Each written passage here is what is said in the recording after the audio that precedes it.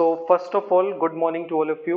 And as you can see that today we are discussing the some of the important doubts related to the class 11th accountancy. As you can see that on your screen that there are basically four doubts, and these are the very important doubts from the student point of view. So the first doubt is objectivity concept. You can see that there are basically few doubts, there are basically few concepts are there which are also involved in the accounting principle. हम अगर अपने पूरे accounting को देखें तो accounting में कई सारे प्रिंसिपल्स हैं, कई सारे कॉन्सेप्ट्स हैं, कई तरह के कन्वेंशंस हैं जो हमें ये हेल्प करते हैं कि हम किस तरह से अकाउंटिंग डाटा को अपने बुक्स ऑफ अकाउंट में रिकॉर्ड करें।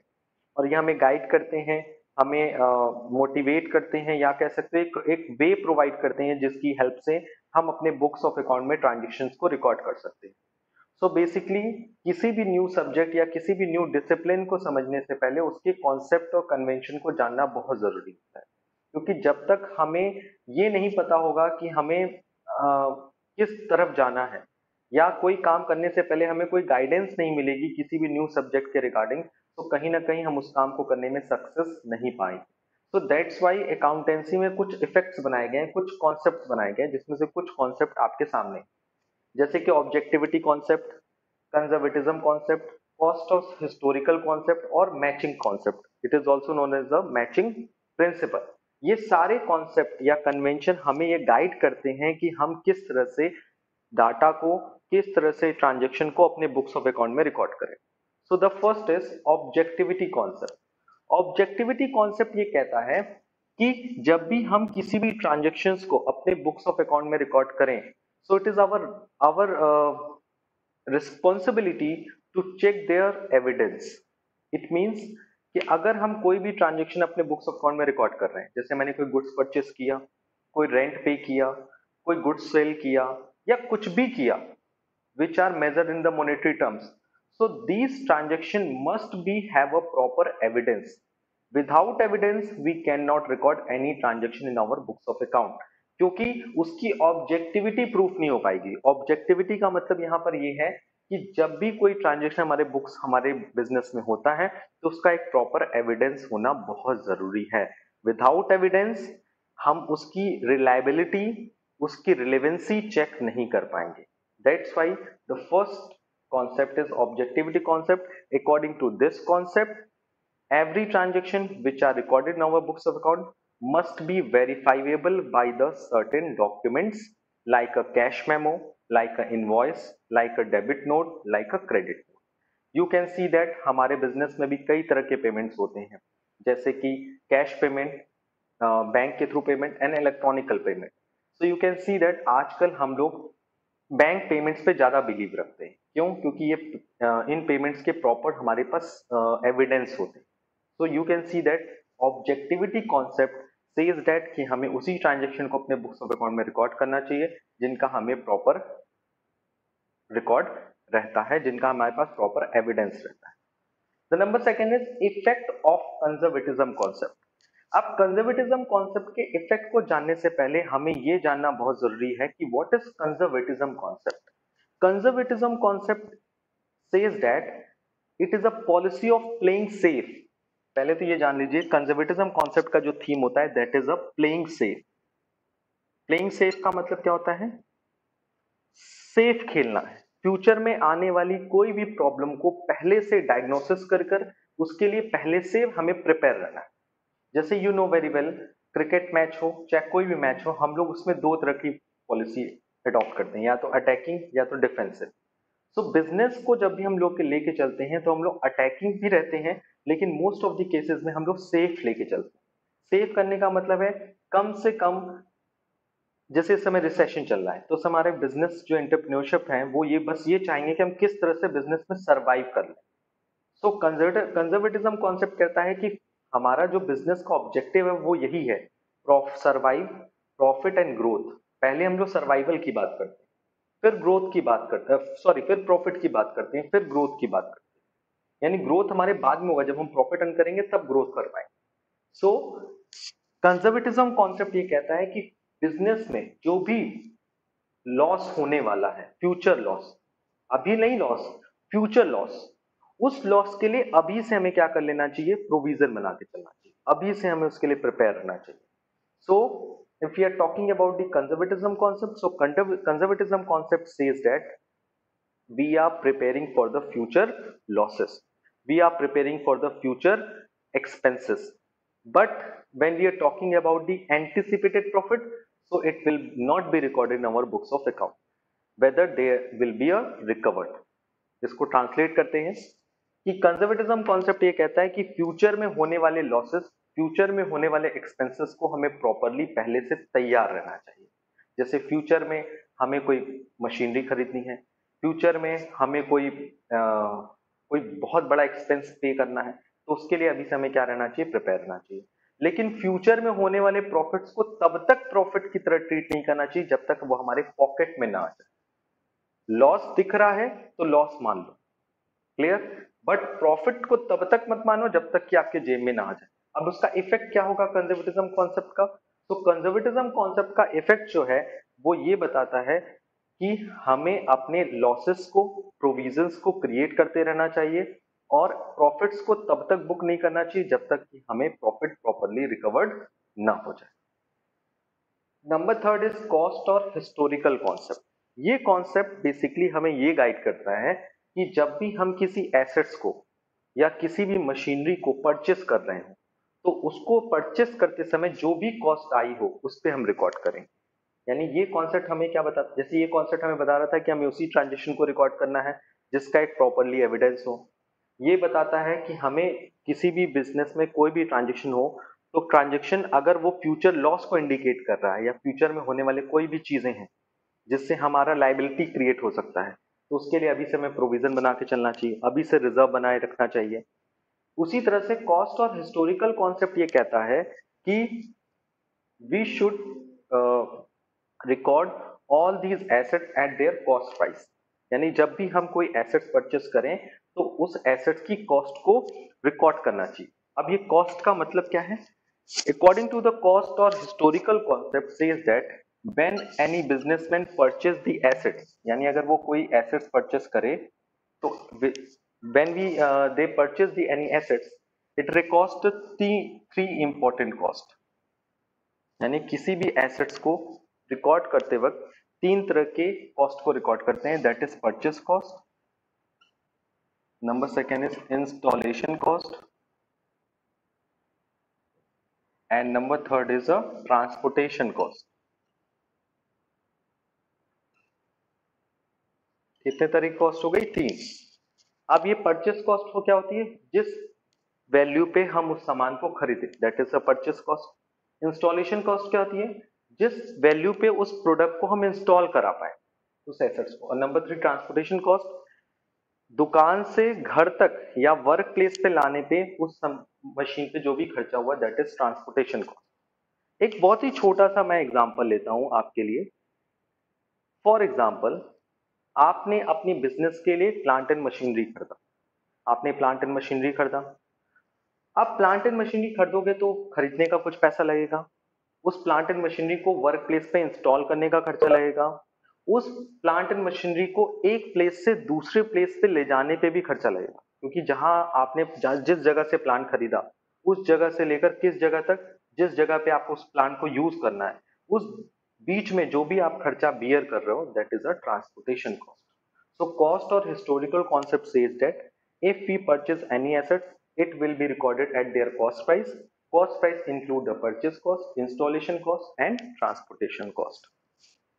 Now, the fourth question is matching principle. What is matching principle?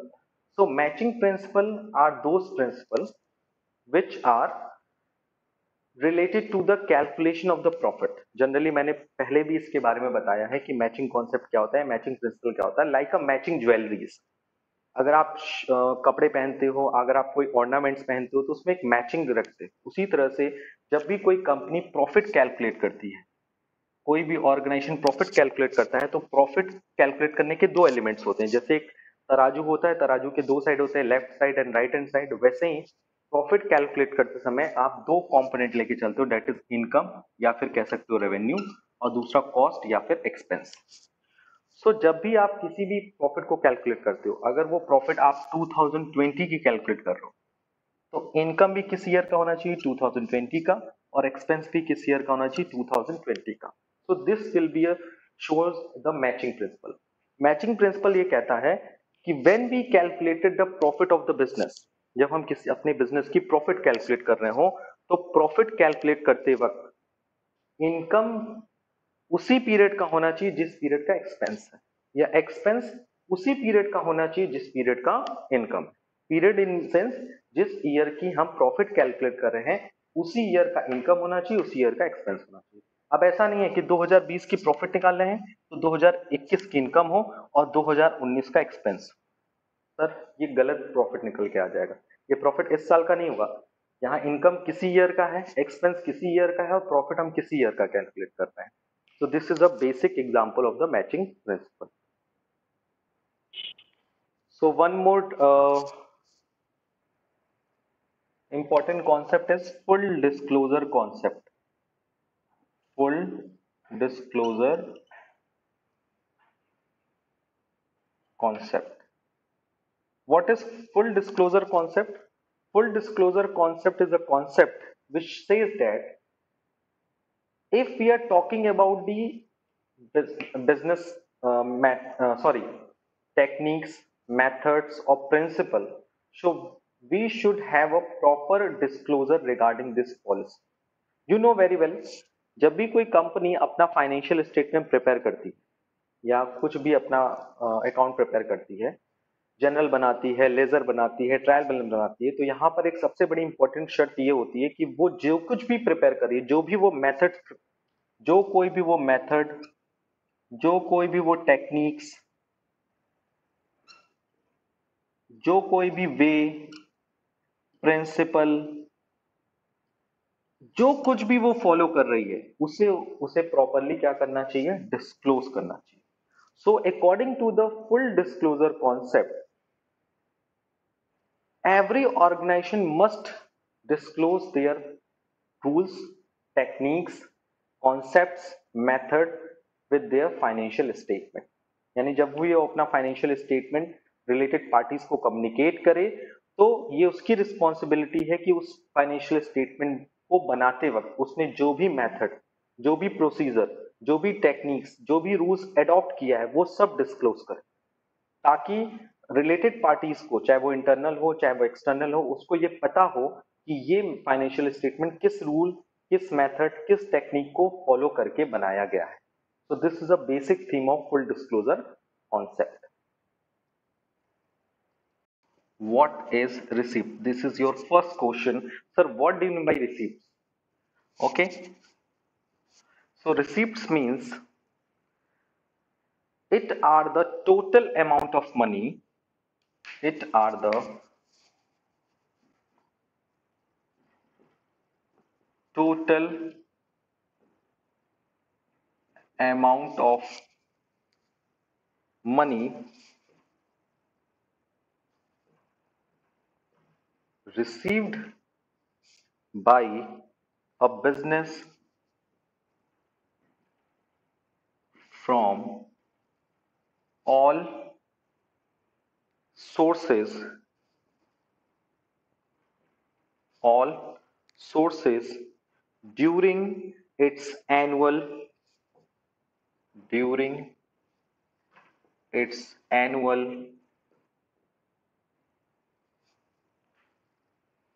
accounting period,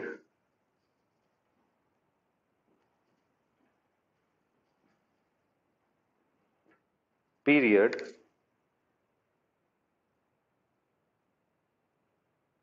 without subtracting, without subs, subtracting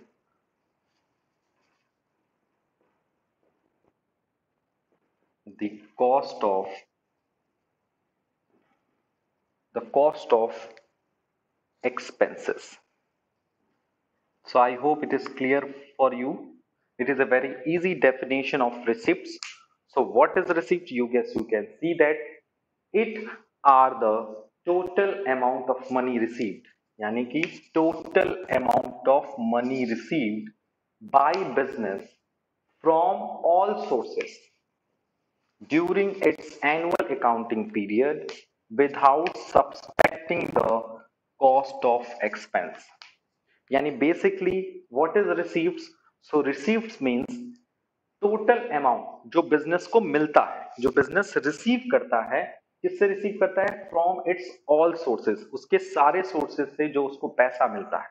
business क्या करता है? अपने गुड्स एंड सर्विसेज को सेल करता है, पैसा मिलता है, ठीक है, और सर्विसेज प्रोवाइड करता है, उसका पैसा लेता है, अपने पैसे जो इनकम्स होती है उसको बैंक में जमा करता है, उस पर इंटरेस्ट मिलता है, हो सकता है उस पैसे को वो एज अ इन्वेस्ट कर दे, एज अ लोन किसी को दे दे, उस पर उसको इंटरेस्ट मिलता है। सो कंपनी के जितने भी सोर्सेज ऑफ इनकम है, चाहे वो अपने ऑपरेटिंग इनकम से पैसा जनरेट कर रहा हो, चाहे इन्वेस्टिंग सोर्सेज से पैसा जनरेट कर रहा हो, जितने भी सोर्सेज हैं, सारे सोर्सेज से जो पैसा कंपनी को मिलता है, it will be known as the receipts. But the most important point regarding the receipt, that is without subtracting the cost of expense, यानी रिसिप्ट निकालते वक्त आपको कोई भी खर्चा डिडक्ट नहीं करना होगा। ये बात आपको ध्यान रखनी है। खर्चा डिडक्ट करने का मतलब यहाँ बेसिकली इस चीज से है कि कॉस्ट ऑफ एक्सपेंस, यानी रिसिप्ट का मतलब है total amount of money received from all sources. Okay, total amount of money receive from all sources, इसमें से हमें माइनस नहीं करना होता है कॉस्ट ऑफ एक्सपेंस। अगर हम कॉस्ट ऑफ एक्सपेंस माइनस कर देंगे so it will be known as the gross profit. It is a profit of the business. Profit कैसे कैलकुलेट करते हैं? Total receives minus total expense, तो एक प्रॉफिट आ जाती है। तो रिसिप्ट का मतलब क्या है? सिर्फ अमाउंट मिला, कितना मिला, किस चीज से मिला? अपने सोर्सेज से, जितने भी सोर्सेज हैं। So basically receipts can be classified into two categories. The first receipt, that is a revenue receipts. Okay, so how many types of the receipt? There are basically two receipts, that is the revenue receipts and capital receipts. So what is revenue receipt? Please note down in your copy. Revenue receipt, it if a receipt does not, if a receipt does not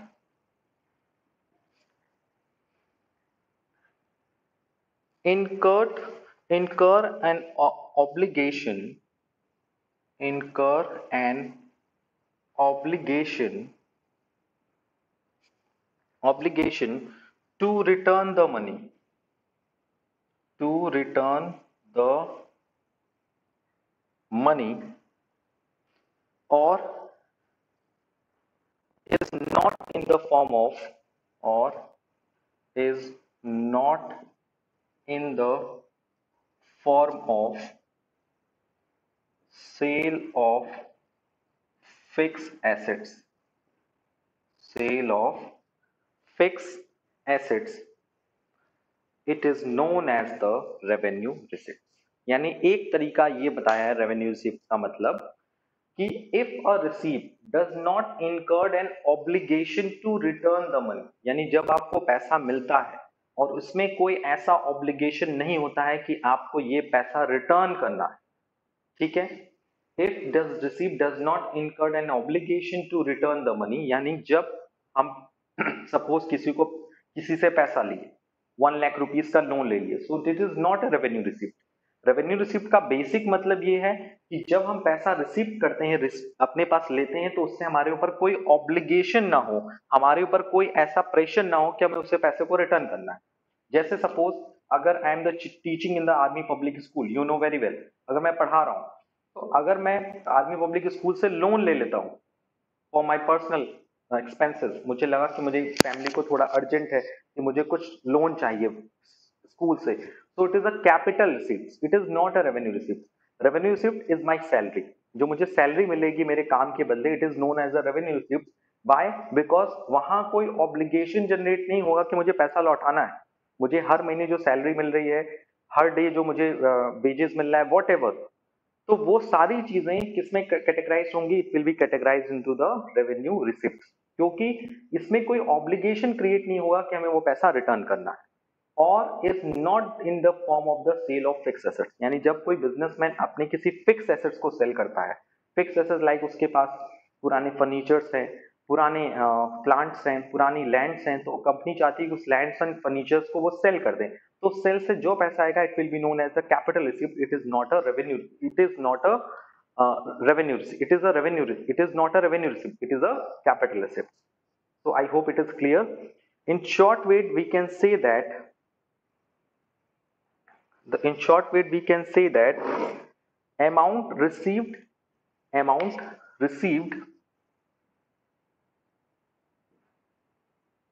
received from amount received in normal course of the business, in normal course of business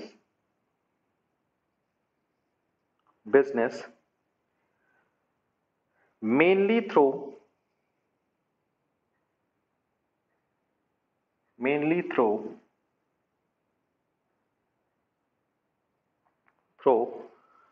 sale of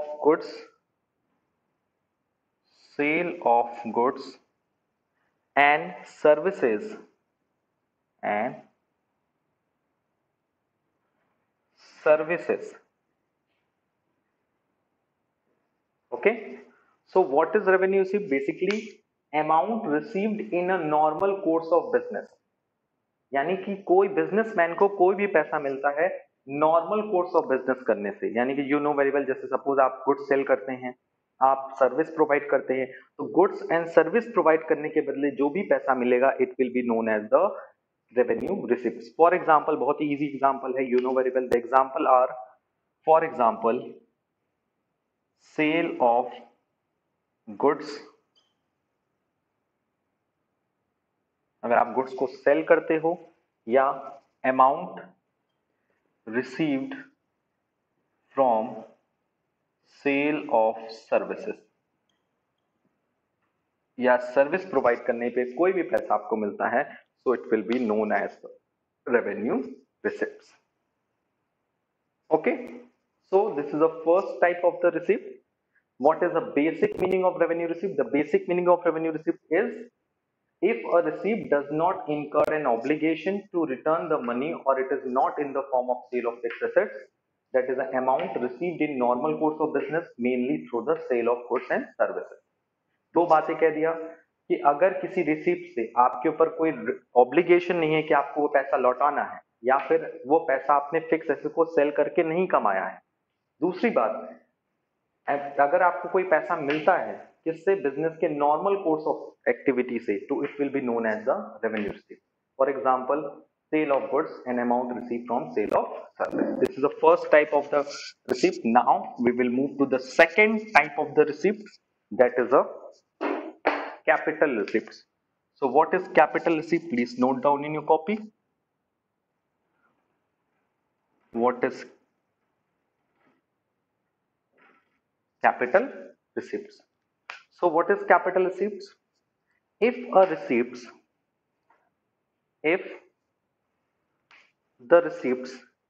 imply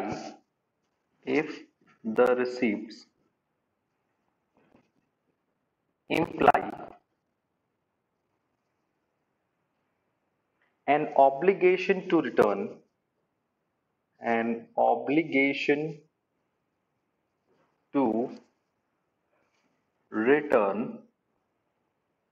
if the receipts imply an obligation to return the money, it is known as the capital receipt. यानी जब कोई receipt हम receive करते हैं, हमें मिलता है, और उसके साथ एक कंडीशन होती है कि उस पैसे को हमें रिटर्न भी करना है, उस पैसे को हमें क्या करना है, रिटर्न करना है. सो this will also known as the capital receipt. And very important point regarding the capital receipt is that it do not affect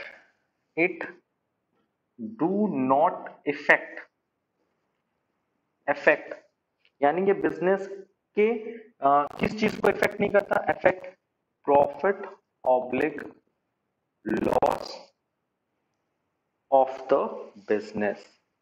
यानी ये बिजनेस के प्रॉफिट एंड लॉस के आइटम्स को इफेक्ट नहीं करता है. बेसिकली ये चीजें आपको ध्यान में रखनी है कि जो कैपिटल एक्सपेंडिचर कंपनी बियर करती है, कैपिटल रिसीप्ट्स बियर करती है, उससे बिजनेस की प्रॉफिट एंड लॉस में कोई इफेक्ट नहीं पड़ता है। जैसे कंपनी ने अपना फिक्स एसेट सेल कर दिया, 10,000 का फिक्स एसेट था, 15,000 में सेल कर दिया, तो उससे हमारी प्रॉफिट पे कोई इफेक्ट नहीं पड़ेगा, उससे हमारी प्रॉफिट एंड लॉस ना तो इंक्रीज डिक्रीज कुछ भी नहीं होगी। That is a for example, अगर हम इसके एग्जाम्पल की बात करें, that is what are the example of capital receipts. So example are capital receipts is received sale of fixed assets। अगर हम अपने बिजनेस की फिक्स एसेट्स को सेल करते हैं, लाइक प्लांट, लैंड, बिल्डिंग, अगर इन सब चीजों को सेल कर देते हैं, उससे जो पैसा मिलता है, it is known as capital receipts. Apart from this, suppose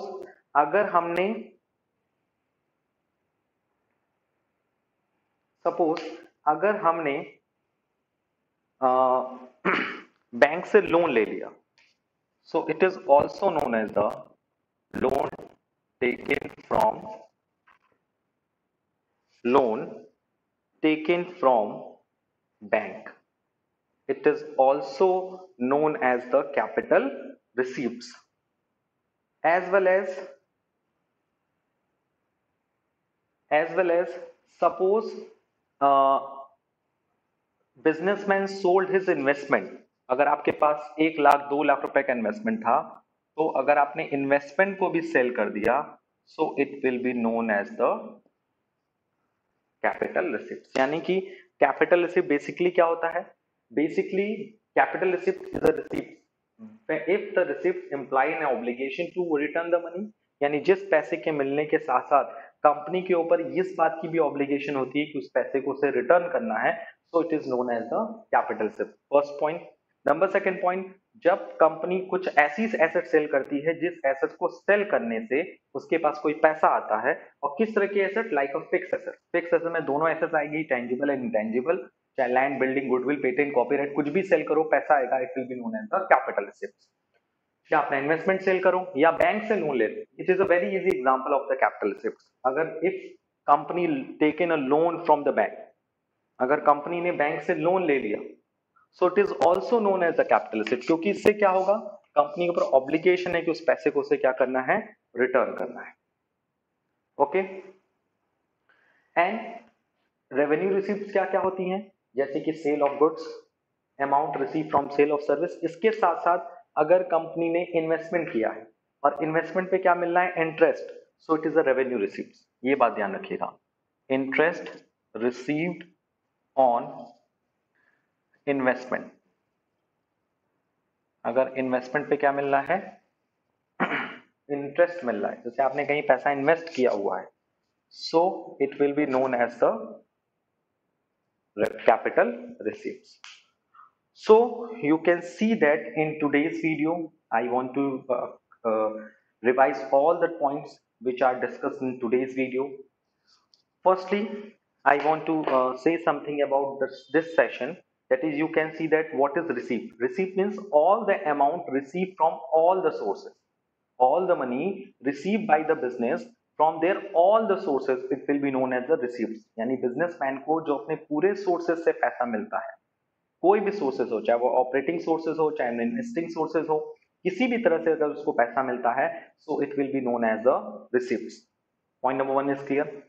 So what are the classification of capital revenue based items on the basis of receipts? So you can see that the two items, that is the capital receipts and cap revenue receipts. So what is revenue received? In suppose अगर हमें कोई पैसा मिलता है जिससे हमारे ऊपर किसी प्रकार का कोई ऑब्लिगेशन नहीं होता है कि उस पैसे को रिटर्न करना है, it is not in the form of the sale of fix assets, या कोई पैसा जो फिक्स एसेट को सेल करके हम नहीं रिसीव करते। दो बात यहां कह रहा है, डज नॉट, दोनों में नॉट वर्ड यूज है, इट मींस दोनों कंडीशन अप्लाई नहीं होगी। अगर होगी तो वो कैपिटल रिसिप्ट्स हो जाएगा, अगर नहीं होगी तो वो कैसी रिसिप्ट रहेगी? It will be known as the revenue receipts. ये बात आपको ध्यान रखनी है। तो अगर किसी रिसिप्ट से कंपनी को किसी तरह की ऑब्लिगेशन क्रिएट नहीं होती, पहली बात, फिक्स एसेट्स को सेल करके कोई पैसा नहीं मिलता, उसके अलावा कहीं से पैसा मिलता है, सो रेवेन्यू रिसिप्ट्स। Point number 1। दूसरा, रेवेन्यू रिसिप्ट्स क्या होती हैं? जो बिजनेस के नॉर्मल कोर्स ऑफ बिजनेस से रिसीव होती है। जैसे बिजनेस का नॉर्मल काम क्या होता है, अपने गुड्स को सेल करना, सर्विस को प्रोवाइड करना। तो इसके बदले जो कंपनी को पैसा मिलता है, फर्म को बिजनेस पैसा मिलता है, it will be known as the revenue receipt. Revenue receipt के एग्जांपल क्या क्या है? गुड्स को सेल करके पैसा रिसीव करना, सर्विसेज को प्रोवाइड करके पैसा रिसीव करना, या फिर जहां पैसा उसने इन्वेस्ट किया है उस पे उसको क्या मिलना? इंटरेस्ट मिलना। So it will be known as the revenue receipts. Now the furtherly you can see that what is the meaning of capital receipt. If the receipt imply an obligation to return the money, ये दोनों condition यहाँ apply नहीं थी, condition number 1, condition number 2। अगर apply नहीं है, यहाँ apply नहीं है, इसका मतलब यहाँ अप्लाई होगी।